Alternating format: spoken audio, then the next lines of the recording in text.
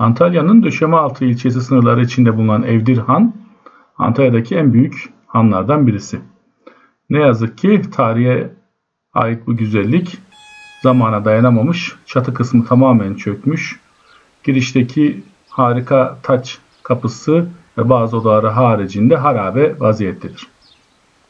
1210-1219 tarihleri arasında 1. İzzettin Keykubat tarafından yaptırıldığı kitabesinden okunmuş olan bu han 67 metreye 55 metre boyutunda çok büyük bir han. Kapalı alanı bu kadar büyük ve kesme taştan yapılmıştır. Özellikle girişteki taç kapısı çok güzel bir görüntüye sahip. Kapalı olması gereken avlu kısmındayız. Burada da civardaki odaları görüyoruz.